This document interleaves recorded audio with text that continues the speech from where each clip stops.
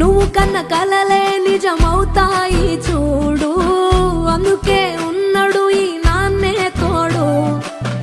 దశరథ మహారాజే నాన్నై పుట్టాడు, నువ్వు రాముడంత ఎదగ